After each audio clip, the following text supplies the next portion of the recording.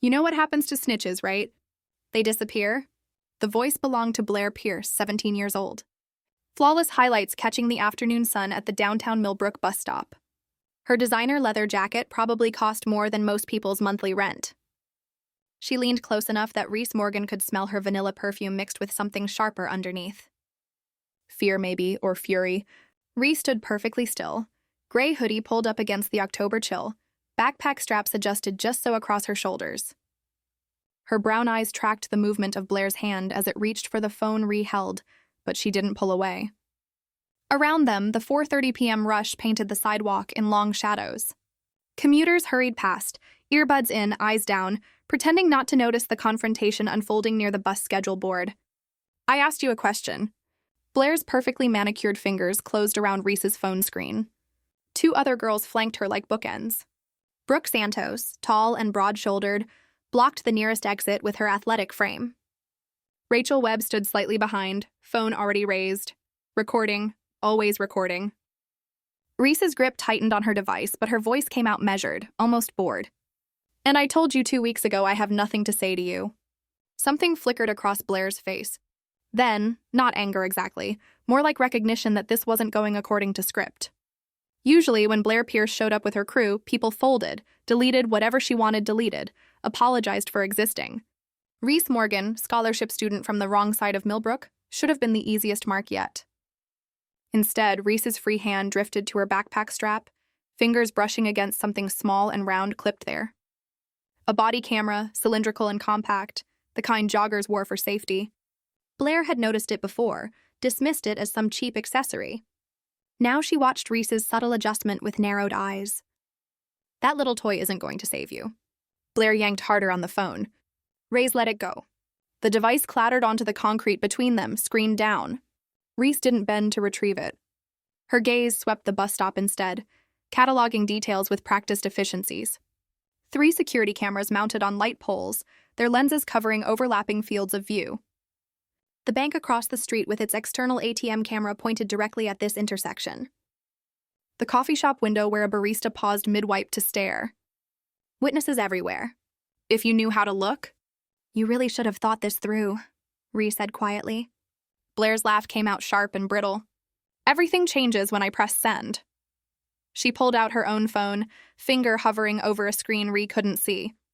"Your address, your mom's work schedule, every route you take home. My 52,000 followers are very creative when they're motivated for you, not me."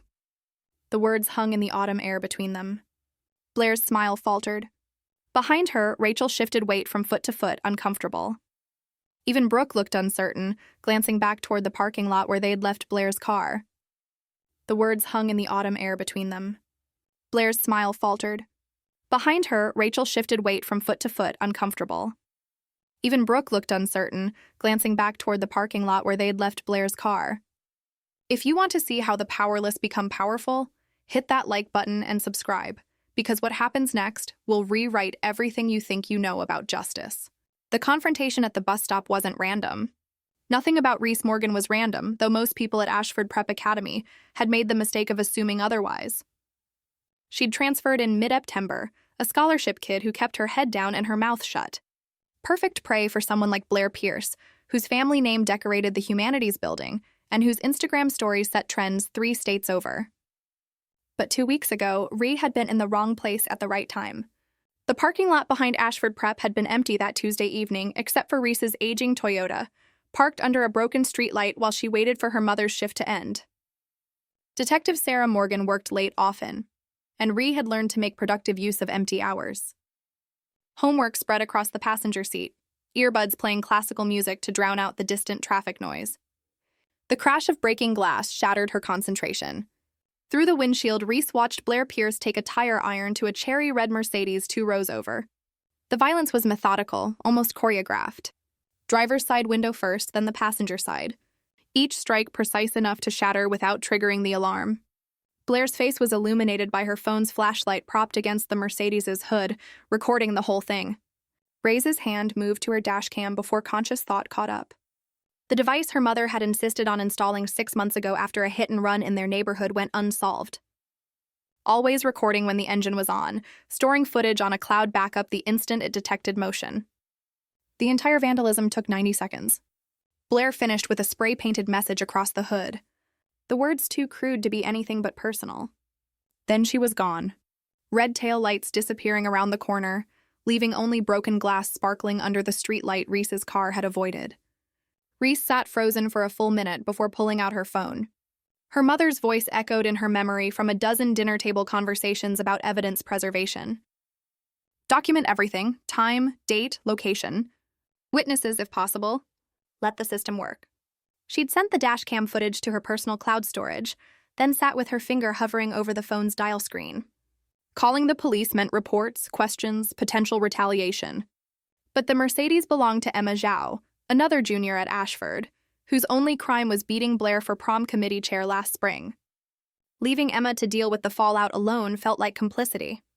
So Ree had made the call. Anonymous tip to campus security. Footage sent from a burner email account. She'd thought that would be the end of it. She'd been wrong.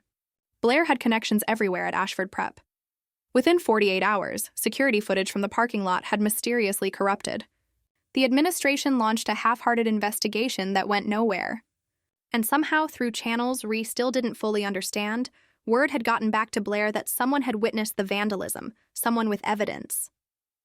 Rachel Webb, Blair's social media manager and digital bloodhound, had spent a week narrowing down possibilities. Process of elimination, really. Only 3 cars had been in the lot that night, according to the security gate log. Emma's Mercedes now destroyed. Blair's Range Rover, obviously exempt, and a 15-year-old Toyota registered to Sarah Morgan. The first message had arrived in Reese's Instagram DMs on a Thursday morning. Just a screenshot of her mother's car with the license plate visible, followed by a single word, watching. That's when Ree had started documenting everything. The body camera came first. Her mother had a spare from an old jogging habit gathering dust in the garage.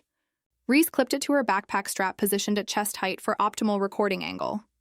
When classmates asked about it, she shrugged and called it a safety measure.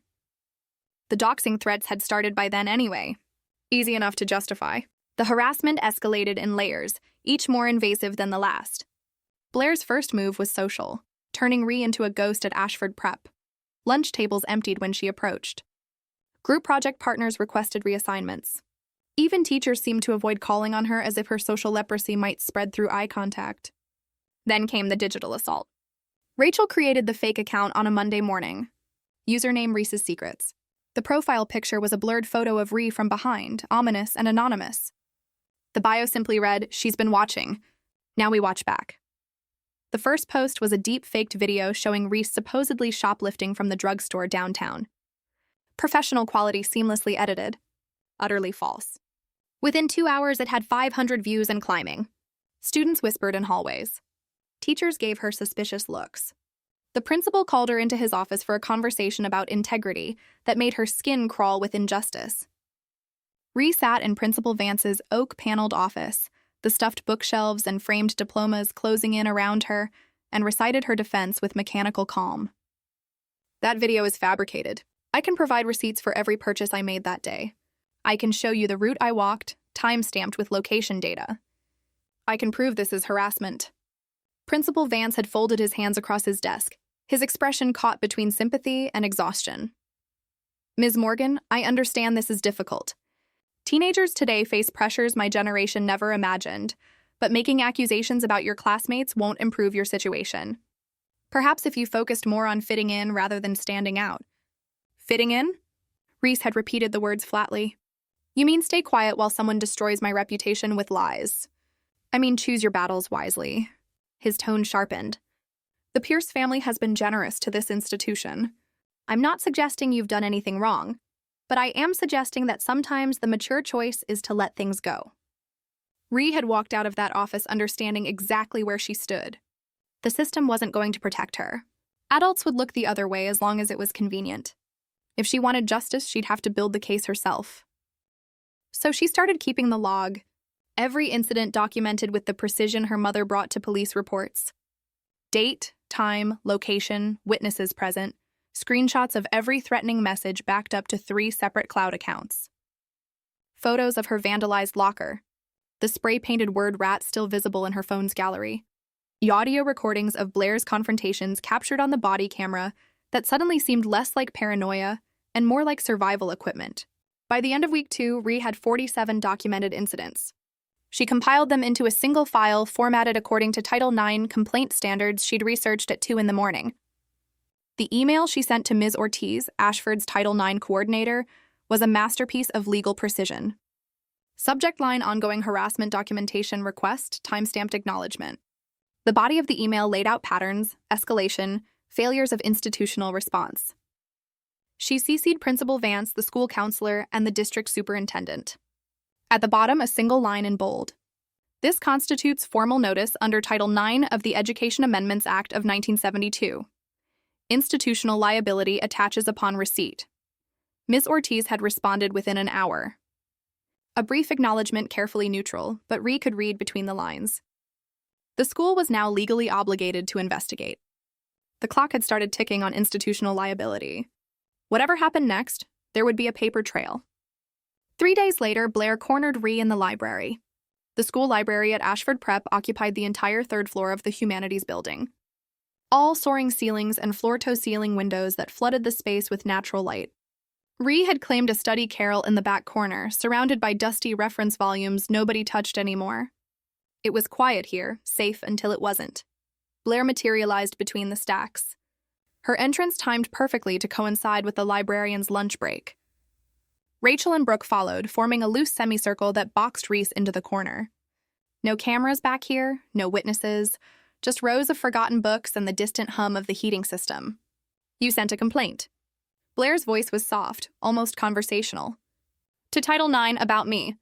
Reese kept her eyes on her calculus textbook, pen moving steadily across the page. I documented harassment, multiple incidents, all verifiable. You think you're clever? Blair leaned against the carrel. Casual menace in designer jeans and a cashmere sweater that probably cost 4 figures. Throwing around legal terms like you know what they mean. But here's the thing about the system, Ree. It protects people like me, not people like you. People like me? Ree sat down her pen, finally meeting Blair's eyes. You mean people who witnessed you committing vandalism and had the audacity not to look away? I mean people who don't understand their place. Blair's smile was all edges. You could have deleted that footage, moved on with your sad little scholarship life. Instead, you chose to make this personal. Reese closed her textbook with deliberate calm. Her hand moved to her backpack, fingers brushing the body camera clipped to the strap. The motion was subtle enough to be unconscious, but Blair's eyes tracked it anyway. That's textbook criminal intimidation under State Code 18911, Reese said quietly. Attempting to coerce someone into withholding evidence through threats of harm. Class 2 misdemeanor. Potential felony enhancement if the underlying crime is serious enough. The silence that followed was sharp enough to cut. Rachel and Brooke exchanged glances. Blair's smile froze, then cracked into something uglier. You memorized statute numbers. Her laugh was hollow. That's actually sad. My mother's job involves a lot of dinner table conversation. Reese stood, slinging her backpack over her shoulder. The body camera now visible at chest height, its lens catching light. Accidents happen to snitches, right? That's what you said. I just wanted you to know exactly what statute you're violating when they happen. She'd walked away then, heart hammering, legs steady through sheer force of will. Behind her, Blair's voice carried through the stacks. This isn't over. Reyes had known it wasn't. The escalation pattern was clear now. Blair was desperate, and desperate people made mistakes. All Ree had to do was keep documenting, keep surviving, and wait for the inevitable moment when Blair's need for control overrode her self-preservation instinct. That moment came 5 days later in the form of a text message at 11:30 p.m. on a Friday night. Tomorrow I'm posting your mom's work schedule and your address. Let's see how safe you feel when my followers know where you sleep. Ree had stared at the message for a long time. Her bedroom dark, except for the phone's glow. This crossed a line. This was beyond social harassment into genuine threat territory. Her mother worked nights, sometimes leaving Ree alone in their apartment. Publishing that information to 50,000 strangers wasn't just cruel, it was dangerous. She'd taken a screenshot, added it to the log. Then she'd done something that felt either brilliant or reckless, depending on how you looked at it. She'd replied, "Do it. I've already filed a police report for cyberstalking. Publication of personal information with intent to cause distress or harm. It's all in the file. It was a bluff." She hadn't filed a formal police report yet, just compiled the evidence. But Blair didn't know that. All Blair knew was that Ree kept mentioning laws and procedures with the confidence of someone who understood exactly how the system worked. The gamble paid off. Blair didn't post the address, but she also didn't back down. Instead, she decided to handle the problem the old-fashioned way, publicly, physically. A demonstration of power that would remind everyone at Ashford Prep exactly who was in charge, which brought Ree full circle to this moment. 4:30 p.m. on a Wednesday afternoon, downtown Millbrook bus stop, 3 against 1. Witnesses everywhere if you knew how to look. Blair's hand shot out, shoving Reese's shoulder hard enough to make her stumble. The backpack slipped and Reese caught it before it hit the ground, protecting the equipment inside around them. Commuters were starting to notice. Phones came out, but nobody intervened. The bystander effect in real time. "You think you're smart?" Blair hissed, stepping closer. "You think your little complaints and your cameras make you untouchable. But I'm done playing by rules." Brooke moved then, circling behind Ree. Strong hands gripped Reese's arms, pinning them to her sides. The hold was firm enough to restrict movement, but not tight enough to leave bruises. These girls had done this before. They knew how to hurt without leaving evidence. Or so they thought. Reese didn't struggle. Fighting back would only give them justification. Instead, she went still, every muscle relaxed except for her core, maintaining balance. Her eyes tracked the 3 security cameras, calculating angles. The body camera on her chest was still recording. The college students at the coffee shop had their phones out now, filming. Mirror Park, the elderly man on the bench with the newspaper, had set it down and was watching intently. Everything was being documented exactly as planned. "Last chance," Blair said, pulling out her phone. "Delete the dashcam footage. All copies. Swear you won't testify if the school asks. Admit you made everything up." Reese met her gaze. No, the word hung in the air between them. Simple, final, unbreakable. Blair's face twisted with rage. She grabbed Reese's hair, yanking her head down. Ray's vision tilted, glimpsing asphalt rushing up. Then came the moment that would change everything. Blair's knee drove upward with the force of genuine fury behind it. The impact caught Reese square in the face, a burst of pain that whited out thought. She heard the crack more than felt it at first, the sound of cartilage giving way. Then sensation crashed back in, bright and overwhelming. Blood exploded from her nose, hot and immediate, soaking through her shirt and spreading crimson. Brooke's hands released her and Reese dropped to the concrete. Her head bounced once against the pavement, visions swimming. Around her, voices erupted in shock and horror, but they seemed to come from very far away. Ray's lay still, tasting copper. Her broken phone was somewhere to her left, screen shattered. The backpack had fallen from her shoulder, body camera torn free by Brooke's panicked retreat. She watched through blurring eyes as Blair picked up the camera, held it high like a trophy. "No evidence, no case," Blair said, breathless and triumphant. She raised her foot, preparing to stomp the device into pieces. What would you do if someone just destroyed your only proof? Drop a comment below because what Reese does next will shock you. Reese's lips moved, forming words that came out wet and slurred. "Check your watch." Blair froze, foot hovering. "What?" "Your watch." Ray's coughed, more blood spattering the concrete. "Check it." Blair glanced down automatically at the Cartier on her wrist. Rose gold, distinctive, expensive. A gift from her father for her 17th birthday, worn every single day. The kind of watch you could identify in a photograph, even from a distance. Reese's smile was horrible. All blood and broken teeth. Timestamp. Every camera here just recorded you assaulting me. Date, time, location. That watch is in every frame. Understanding dawned across Blair's face like sunrise in reverse. Her eyes went to the security cameras, then to the phone still held by horrified commuters, then to the bank's ATM camera pointed directly at them. Her designer watch, the one thing she never took off, had just marked her presence in multiple recordings with the precision of a fingerprint. "You," Blair started to say, but distant sirens cut her off. Mr. Park had called 911 the moment Blair grabbed Reese's hair. He'd seen enough street violence in his 70 years to recognize when someone was about to get hurt, and he dialed emergency services with steady hands while everyone else fumbled with their phone cameras. Blair dropped the body camera like it burned her. This was self-defense. She attacked me first, but Ray's was still on the ground, bloodied and defensive. Blair stood over her, unmarked except for flushed cheeks and quickened breathing. The optics were damning. "We need to go," Rachel said, backing away.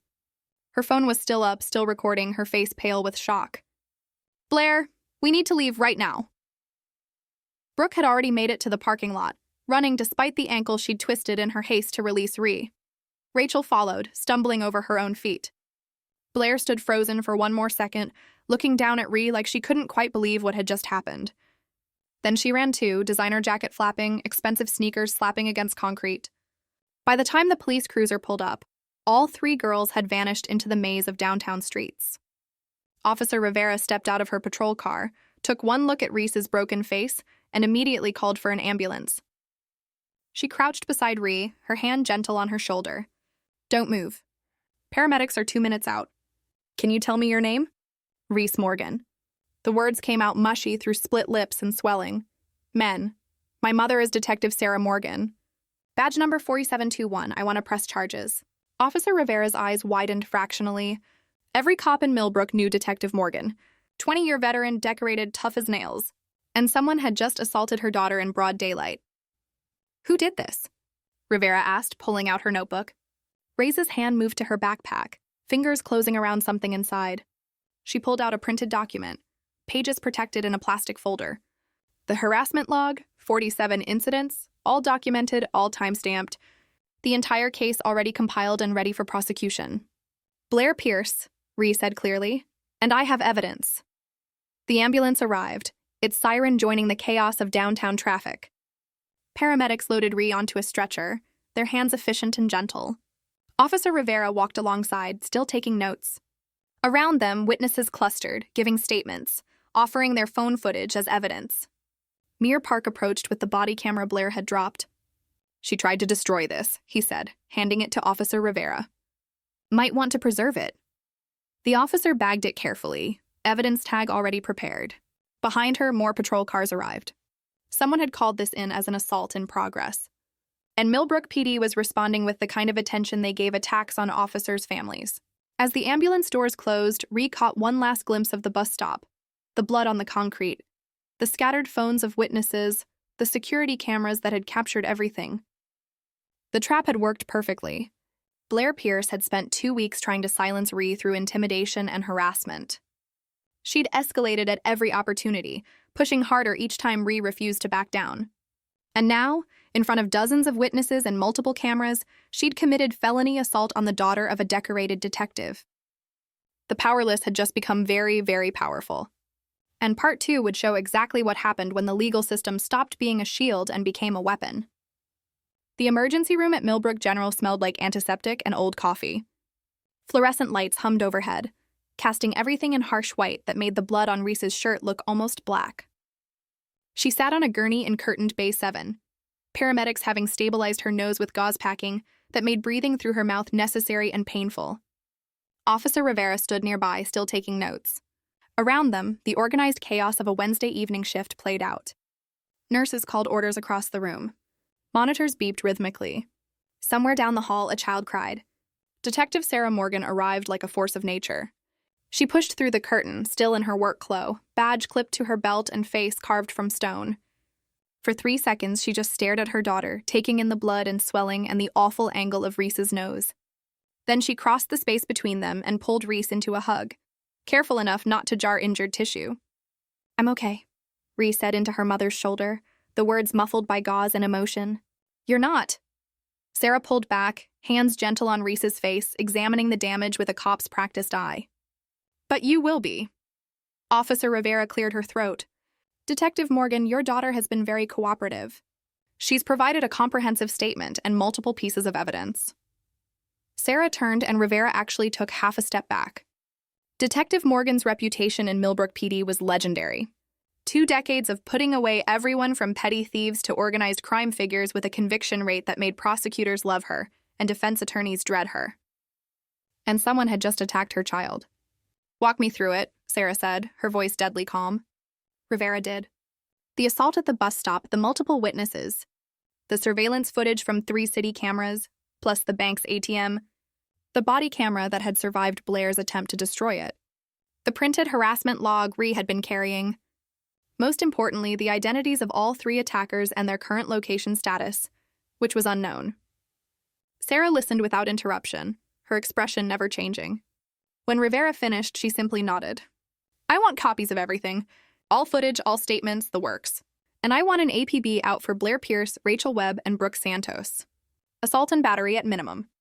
Potentially conspiracy if the harassment pattern holds up. Already done, Rivera said. Captain authorized it the moment he heard your daughter was involved. A doctor arrived then, young and efficient. She examined Reese's nose with gentle fingers, ordered x-rays, explained the reset procedure with clinical detachment. The cartilage was broken cleanly. Painful but straightforward to fix. No permanent damage if treated properly. While they waited for the x-ray tech, Sarah sat beside Reese's gurney, holding her hand. The gesture was so unlike her mother's usual stoic professionalism that Reyes felt tears prick her eyes for the first time since the attack. You knew this was coming, Sarah said quietly. It wasn't a question. Reyes nodded. I had to let it happen. They needed to make the first physical move. Self-defense doesn't work as a legal strategy if you're the aggressor. So you let her knee you in the face. Sarah's voice was absolutely flat. I positioned myself at a bus stop with maximum surveillance coverage, peak witness traffic, and called you an hour before to let you know where I'd be, just in case. Reese met her mother's eyes. I didn't let her do anything. I just didn't stop her from making the biggest mistake of her life. Sarah was quiet for a long moment. Then she squeezed Reese's hand. You're either brilliant or reckless. Can I be both? That's what scares me. The x-rays came back. The doctor reset Reese's nose with quick practiced efficiency that hurt worse than the original injury. Local anesthetic helped, but not enough. Reese gripped the gurney rails and breathed through her mouth and thought about Blair's face when she realized what she'd done. The memory made the pain almost worth it. By the time they left the hospital, it was past 7:00 p.m. The October evening had turned cold, streetlights flickering on across downtown Millbrook. Sarah drove in silence, but Reese could see the tension in her mother's shoulders, the white knuckle grip on the steering wheel. Mom, Reese said carefully, you can't be the one to arrest her. I know. The defense would claim bias. They'd say you manipulated evidence because it was personal. I know, so you have to let Rivera handle it. Let the system work. Sarah pulled into their apartment complex, parked, and turned off the engine. In the sudden silence, she finally looked at Ree. You sound like me. When did that happen? 17 years of dinner table conversations about procedure and evidence chains. Ree tried to smile, but the swelling made it look grotesque. You taught me how to win this fight. Now you have to trust that I learned. Inside their apartment, Sarah made tea while Reese changed into clean clothes. The blood-stained hoodie went into a plastic evidence bag. Chain of custody mattered even for victims' clothing. Reese sat at the kitchen table, hands wrapped around the warm mug, and watched her mother pace. The call came at 8:15 p.m. Officer Rivera's voice crackled through Sarah's phone on speaker. We've got all three in custody. Blair Pierce was home when units arrived. Parents are lawyers. Refused to let her speak without representation. The other two we picked up separately. Both are talking. Sarah's expression sharpened. Talking about what? Everything. Rachel Webb is giving us a full statement about the harassment campaign. Says she created the fake social media accounts under Blair's direction. She's got screenshots, message logs, planning documents. Brooke Santos confirmed the physical assault. Says Blair planned it after the Title IX complaint came through. They're both willing to testify in exchange for reduced charges. Ree felt something cold settle in her stomach. Not satisfaction exactly, more like the recognition that dominoes were falling exactly as predicted, and there was no stopping the cascade now. Sarah thanked Rivera and ended the call. Then she sat down across from Ree, studying her daughter's face. How do you feel? Tired, Ree sat down the tea and kind of sad. Sad? Blair could have just left me alone. She could have taken the Title IX investigation, dealt with whatever consequences came, and moved on. Instead, she escalated until the only option left was criminal prosecution. Reese touched her swollen nose gingerly. She destroyed her own life. That's not on you. I know, but it's still sad. The preliminary hearing happened Friday morning in Millbrook District Court. Reese sat in the gallery beside her mother, watching Blair Pierce stand before Judge Harrison. The courtroom was old wood and newer fluorescent lighting. American flag hanging behind the bench. The whole machinery of justice grinding forward with procedural efficiency. Blair looked smaller somehow without her designer wardrobe and perfect hair. Orange jumpsuit, wrists cuffed in front, eyes red from crying. Her parents sat in the front row, both expensive suits and grim expressions. The lawyer they'd hired was known for getting rich kids out of trouble. Today, he looked like he knew he was fighting uphill. The prosecutor, a sharp woman named Chen, laid out the charges with devastating precision: assault and battery, criminal harassment, conspiracy to commit cyberstalking, destruction of evidence, though the body camera had survived. Each charge came with statutory references and evidence summaries. The harassment log Rhee had compiled, the witness statements, the surveillance footage showing Blair's knee driving into Reese's face with unmistakable intent. Judge Harrison reviewed the evidence packet, her face unreadable. Blair's lawyer argued for bail: low flight risk, strong community ties, no prior record. The prosecutor countered with the severity of injuries and the calculated nature of the harassment campaign. This wasn't a momentary lapse in judgment. It was weeks of escalating threats culminating in public violence. The judge made her ruling. Bail set at $50,000. Ankle monitor required. No contact order prohibiting any communication with Reese Morgan or witnesses. Court date set for preliminary examination in 2 weeks. Blair's father posted bail that afternoon. By evening, she was home under house arrest, the ankle monitor blinking on her leg like an electronic scarlet letter. The social media response was immediate and brutal. Someone had uploaded the bus stop footage to Twitter within hours of the arrest.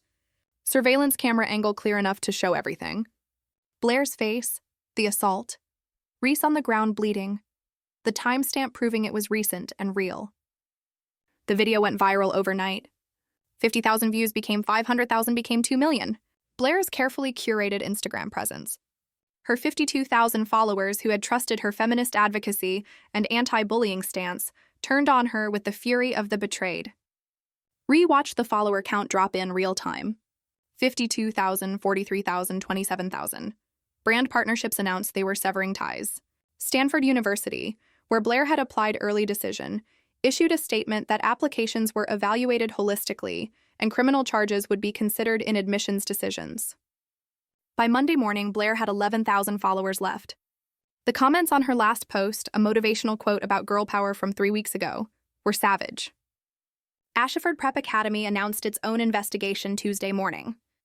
Principal Vance, the same administrator who had told Rhee to let things go, now stood before an emergency school board meeting explaining how cyberbullying and assault had flourished under his watch. The Title IX complaint Rhee had filed, the one he'd dismissed as teenage drama, was now evidence of institutional negligence. Ms. Ortiz, the Title IX coordinator, presented her findings. 47 documented incidents over 2 weeks, multiple reports to administration, a clear pattern of escalating harassment and repeated failures by Principal Vance to take action until legal liability became unavoidable.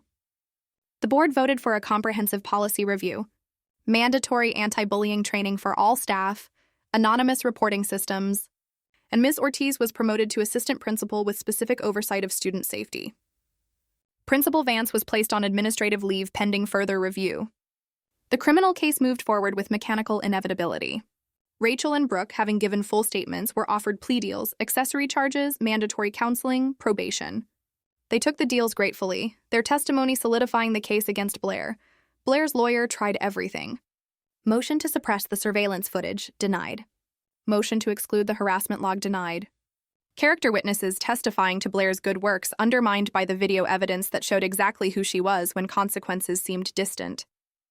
2 months after the bus stop assault, Blair Pierce accepted a plea deal, 1-year probation, 200 hours community service, mandatory anger management counseling, restitution for Reese's medical bills, and a public apology video to be posted on Blair's own social media accounts and left up permanently.